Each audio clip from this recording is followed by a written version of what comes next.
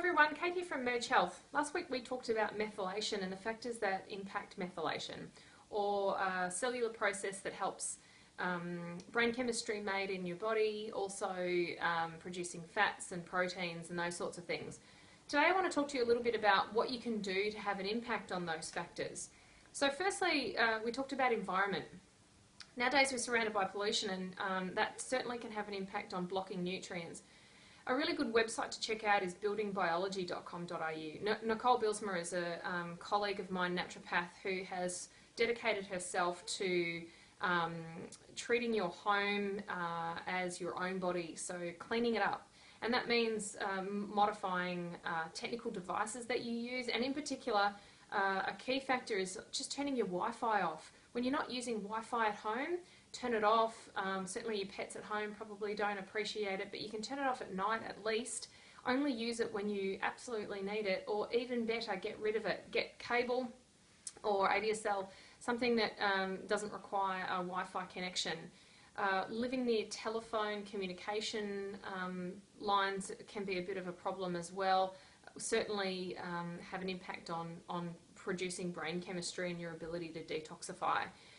Changing household chemicals, using green products in the house, and sometimes they're not just what's marketed at the supermarket as being green, but jumping onto Nicole's website will give you an idea. She's also got a book available that can help you to clean up your personal home environment.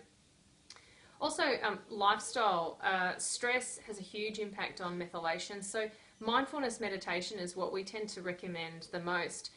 The practice of mindfulness, and that just means looking after the health of your mind. Endless research has shown the benefits of using mindfulness meditation in reducing risk factors for diseases.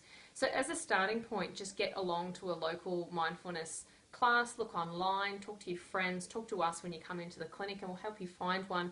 If not mindfulness, at least something like yoga, or just quiet meditation and prayer. Certainly a daily ritual of walking by yourself, so you have an opportunity to be still and quiet. If you don't have that opportunity, it might be a good opportunity for you to reassess your personal goals, and it might be that you have to sacrifice yours or somebody else in the family's extracurricular activities just to ensure that your health is maintained in the long run.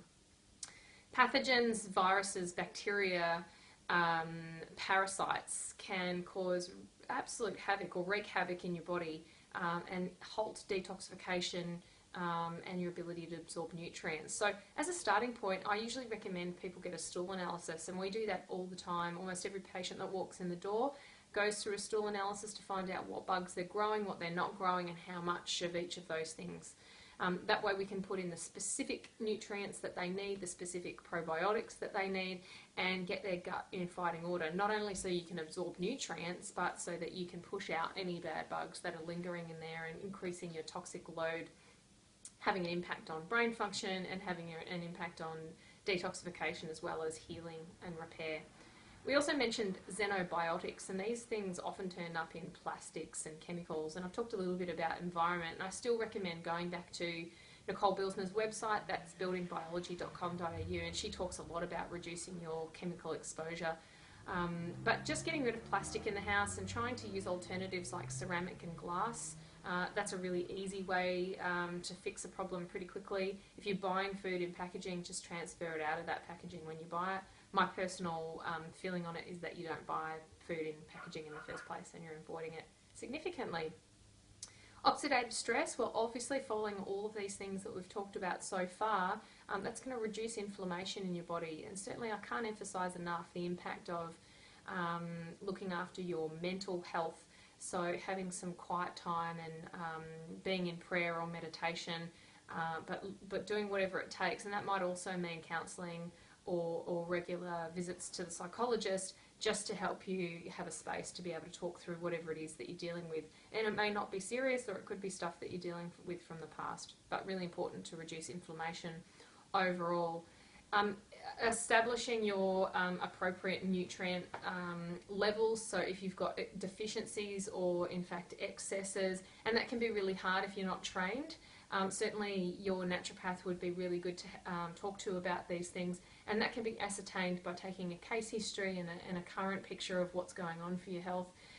But just jumping on, if you don't want to see a naturopath, or if that's not possible for you at the moment, jumping on a comprehensive multivitamin and ensuring your diet is adequate. So that's a diet made up predominantly of vegetables, about 70% vegetables, a good quality protein meat, good grass-fed meats, eggs, dairy if you can have it, and a variety. So eating seasonally is really key. And then finally, if there's any genetic variations, the only way that we can look into that is by testing. And certainly if you've got family line of illnesses, we can also establish that in clinical practice. So there you have it. There's a few quick tips and hints on how you can improve your methylation status, which will improve brain function and also detoxification. Thanks. See you next week.